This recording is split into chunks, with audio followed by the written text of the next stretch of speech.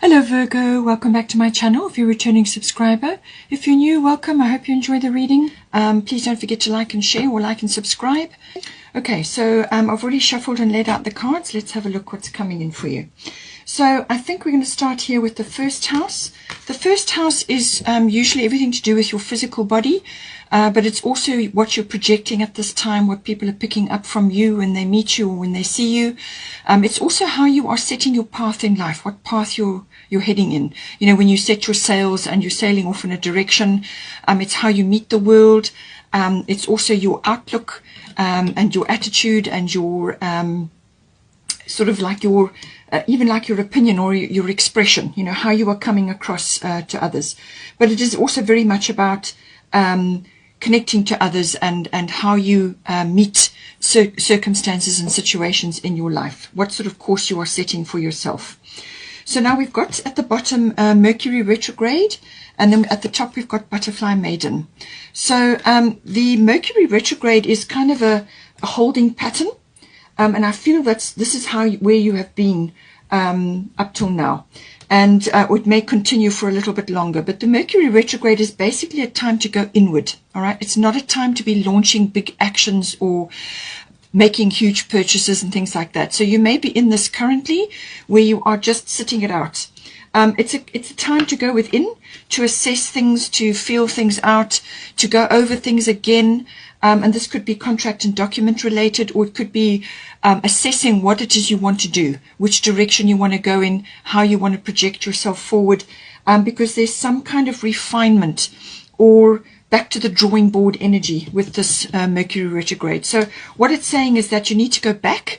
If you've had a plan, or if you were busy with something, or you had something in mind, you need to go back and assess it again, because there will be aspects of it that you can hugely improve on, and you will come up with something better once this phase has finished.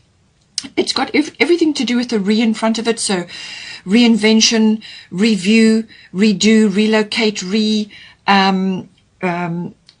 anything to do with even repeat in some cases. Okay, so it means you've got to go over something with a fine-tooth comb, look at your plan again, or look at what is unfolding, and just make sure that all the I's are dotted and the T's are crossed.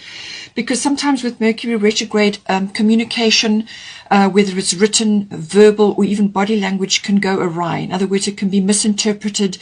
Emails get sort of mislaid, or they don't go where they're supposed to, or people pick up from you the wrong interpretation of what it is you're trying to get across. Okay, so this is be very careful and clear that what you're saying is in fact exactly what you mean, and take time to make sure that everything is checked, all the details are checked again. But I feel it is also just about the direction that you want to go in at this time. You've been in a kind of a holding pattern. And it's also saying that some situations and people from the past may be coming back as well. They sort of revisit, into your life at a specific time.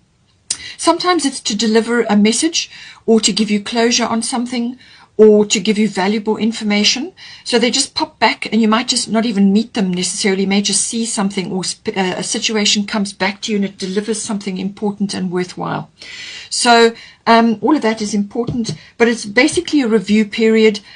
Make sure that all the details are taken care of. If you're not seeing things, then make sure somebody else looks over it again.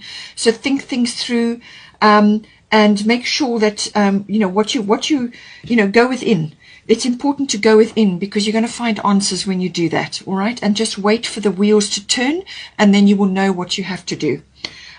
With this sort of self-analysis and examination and going through things again, and it's kind of an awakening as well, because we've got transformation coming in. So Butterfly Maiden, you are experiencing enormous change right now, which brings great blessings. Okay, so it's this kind of washing machine effect, or it's the chrysalis effect, where you are kind of gestating and going through various phases and things. And on the other side of that will be, when your transformation is complete. But it's that process that you go through. It's a very necessary process. If you stop it or interrupt it, or try to push things, then it takes longer, or it doesn't work properly. So what this is saying is that this is a very necessary pause that you've been in. and it's kind of a gestation period. But on the other side of this is something much better for you, okay? But don't fear these changes. Don't fear this transformative process. It's very necessary. It's very important. And it's part of your growth, you know. It's going to set your, you know, what you're expressing, your direction. It's going to set, you know, even your image in some cases, depending on what it is you're doing in your life. But it's your life philosophy. It's going to determine a lot for you going forward. So it's just like a gestation period, but it's for you to get your ducks in a row, but to look at things very carefully, go within. There's a lot of sifting and sorting that is required, and also to let go of stuff, and to also to line yourself up so that you are ready when the time comes. So going with that, we've got Nematona, sacred space. Create an altar or visit a power place to connect with the divine. So what this is saying, that this is about meditation. This is about connecting to yourself and also to your spirit team. You can create a sort of a place in your home or in your garden where you go just to sit and commune, okay, with nature and with divinity. But you can also do it through sacred symbols. You may be working with symbols of some sort. You know, there's many different types of holy symbols and also sacred symbols. Connect with those. It may be important for you going forward from a spiritual perspective. It's also to connect with power places. Now, this can be places in nature, places that are known to be powerful, or just spending time in places which are known also to be, you know, architecturally powerful, or, you know, like churches or any kind of historic place which has a lot of power attached to it. You may be visiting those, but it's to create. You pick up information when you visit these places, and you pick up information from nature, and also when you're sitting in meditation or just when you're quiet. And meditation can be even a walking meditation. You don't have to be doing, you know, sitting, saying you know, forever. You can be walking, you can be knitting, you can be doing any kind of handcraft, you can be cooking, anything that is a repetitive action, and you're in your quiet space. Then you can slip into that sacred space, and you'll get a lot of information from there. In some cases, this may be it may involve a trip or some sort of quest to a spiritual place, or a spiritual quest, like a journey which involves a spirituality of some sort. That may also come in here with this. So now, in this process, this transformative process, just have trust, okay? Have trust that things are going to work out. There's a lot of things coming in for you, but it's saying just be at peace, be serene, and do this inner work. There's a lot of inner work that is required here, okay? And just have trust that things are going to work out, all right? And that you're going to find your way, and you're going to find your direction. But this gestation and this chrysalis phase is important, okay? Now, right, so now we have with the ninth house. Ninth house is everything to do with intuition, the intuitive process. It's also the seeking of truth, and it's to do with gaining of wisdom and understanding. So following truth, understanding, wisdom, and it's the intuitive process around that. It also deals with the seeking of knowledge. Now, this can be through higher education, so university education. It can also be through adult education or some kind of coursework. So it can be learning about things. It can also be learning about philosophy, religion, or belief systems. Any one of those may come in, or just learning in general. It also deals with the law and legal things.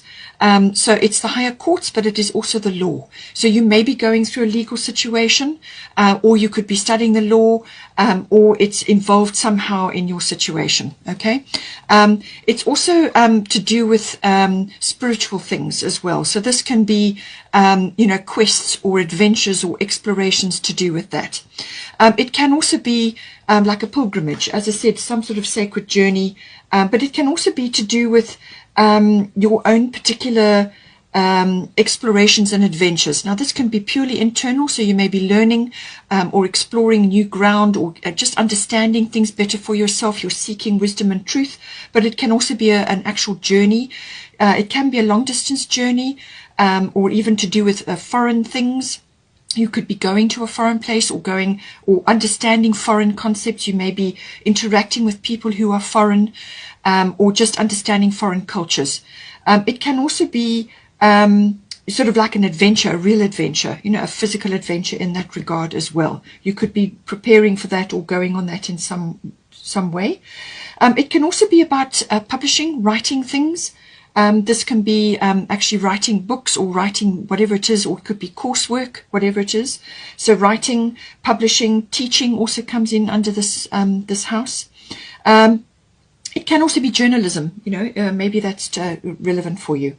But it can also be to do with a business which is import, export, or just dealing with foreign currency in some way, or customs. So you may have a website, or, you know, you sell products online, and people are coming at, you know, to make orders from foreign places, things like that. It can all be about that as well. So now we have got here solar eclipse revolution. So there is a solar eclipse coming in, so that will be at an angle, it's an harmonious angle to your sign. So this is going to bring in some kind of rearrangement or a change of direction. So I feel once you've got through this quiet going within review period, this is going to come in to shake things up. All right, so this is going to be like could be a complete change of direction for you, or it could be that you are just now suddenly realizing where it is, what direction you need to go in, and you're going to change course. Or it could come in as a bolt, you know, like a big change for you, and you get catapulted into something. Or it's a big rearrangement of some sort. But whatever it is, it's a complete turnaround from where you have been going or what you have been doing.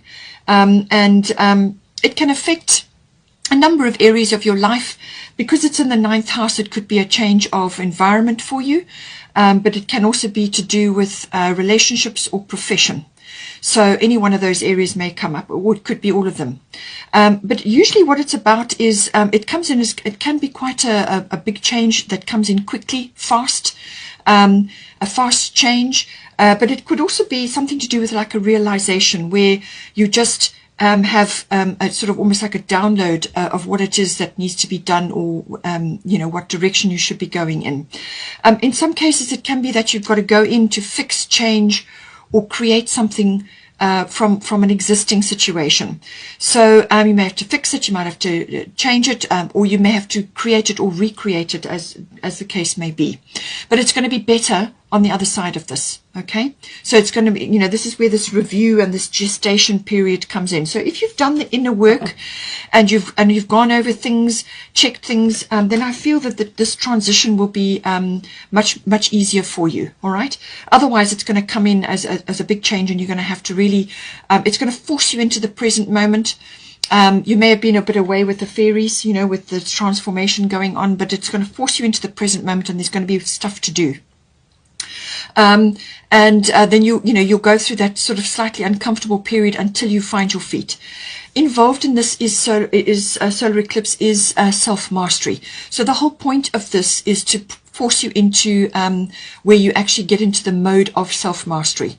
So that is where, you know, whatever changes come in, whatever comes in for you, it's your attitude and your belief around that. So this is why it's coming into the belief house. Okay, so it's your attitude and your belief around that. And if you have a positive, welcoming perspective, okay, it may come as an abrupt change, but if you welcome it, and if you are optimistic, and if you tackle it with enthusiasm, that will help to grease the wheels of the change. But if you're fighting it or resisting it, or just trying to stay stuck or stay in a place which is no longer serving you anymore, then you're going to have, it's going to be a bit more difficult for you. Okay, so self-mastery, this is getting mastery of your emotions and your destiny and your direction in life and what it is that you're trying to do, getting control of that. Okay,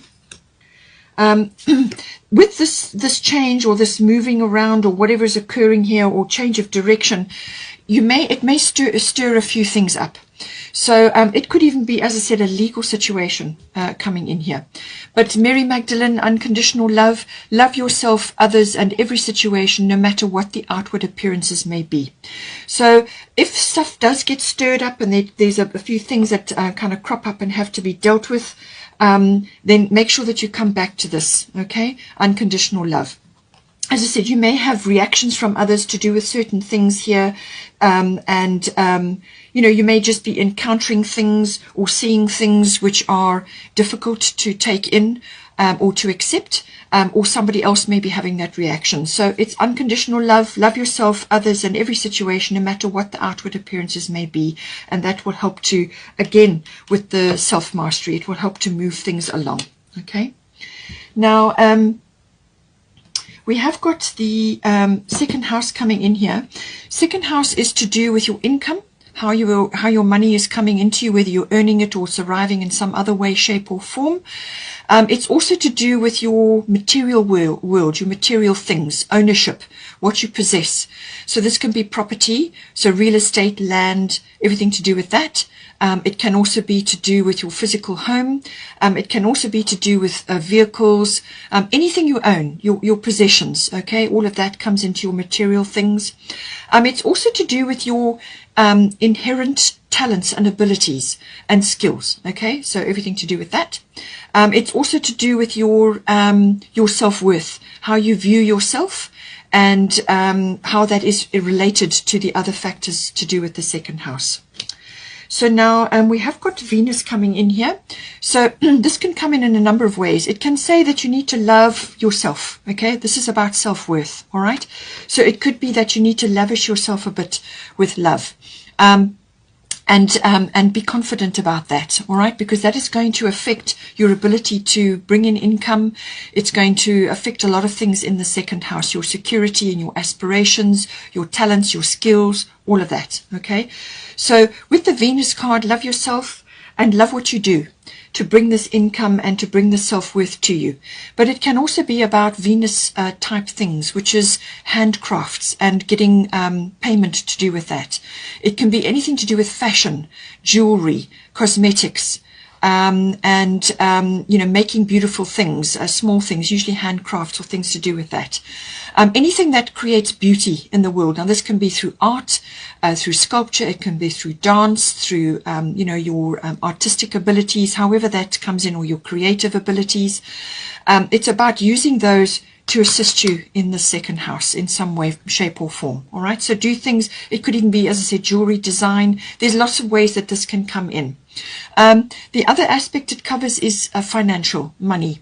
Now, there can be a dispute over that, and it's saying that Venus will come in to help settle all of that. There may be legal things around that. But Venus is normally very about charm and beauty. So there's a lot of charm required here. You may need to charm your way through things, but it is also, I feel, tied up with this unconditional love. But it can also be to do with, you know, it settles disputes. Venus has that ability. It can also be that a windfall or some kind of, you know, some kind of Venusian monetary windfall can come in. So it could be a windfall in ideas or anything else to do with the second house, but it's normally associated with money, so that can also come in. It can also be about refinement, so refining your second house in some way, refining your artistic skills, your creative skills, or your income, you know, refining your sources of income. It can also be to do with your, you know, your material things, but also your self-worth, refinement and beauty and loving that, okay, and loving yourself. Going back to the money side, it can also be that there could be a bit of lavishing going on. Just be careful that you don't overspend with Venus. Venus loves all luxury things, also sweet things, and loves lavishing. So there's nothing wrong with lavishing yourself. Just don't go overboard or put yourself in a position which is going to create problems down the line, okay? So still be careful, you know, do what you need to do and boost yourself, but also don't go overboard, because that can sometimes happen with Venus, okay? We've also got at the top Una, easy does it. So that's reiterating this, but it's saying there is no need to hurry or force things to happen. Everything is occurring in perfect timing. So whatever is happening for you in the second house, it's saying that you don't need to force or hurry, all right? Just go with the flow, and whatever you are nurturing in the second house, This is about nurturing. This is about whatever cause or ability or income or whatever it is in the second house, whatever you are nurturing and is close to your heart. It's important for a reason. And these things take all your attention and your time, but also nurturing. All right. And this is where the refinement comes in. You can't force or hurry these things. It takes time to unfold, and it takes patience. And she's just saying, easy does it, okay?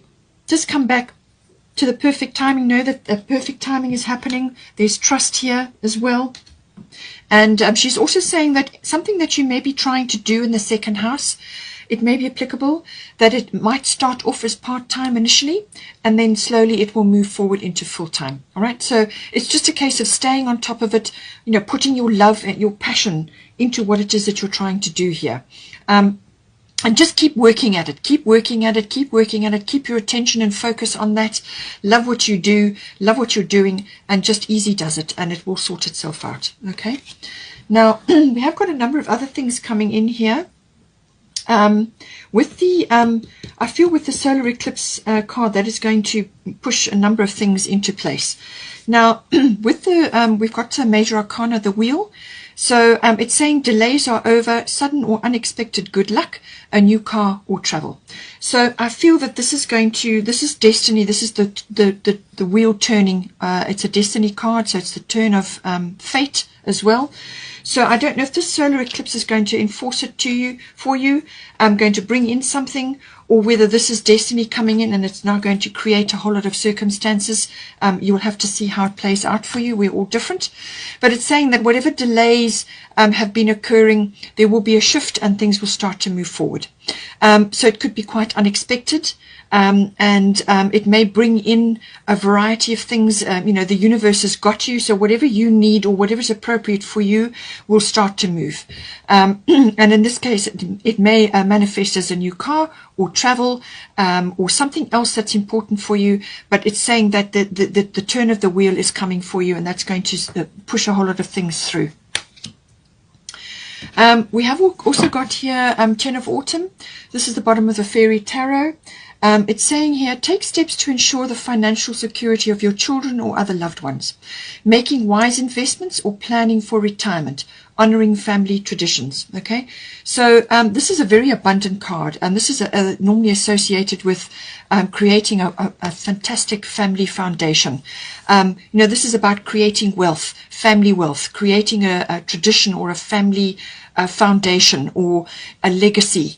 Something like that, but it's all to do with financial and security matters, making yourself secure. So 10 of Autumn, 10 of Coins is all about that, creating this foundation for yourself, which is going to stand the test of time. That is what's got to be put into place here. All right. So this is not about rushing to spend on things and creating a whole lot of waves in that regard. You need to be thinking carefully. You need to be thinking with a cool head. And in a very grounded fashion, and let that guide you. Take steps, get good advice, make sure that whatever you're doing is being handled in a good way, which is going to stand the test of time and is going to give you good return, or to lay a very good strong foundation here. We also have the air element card coming in, so communication is going to be important.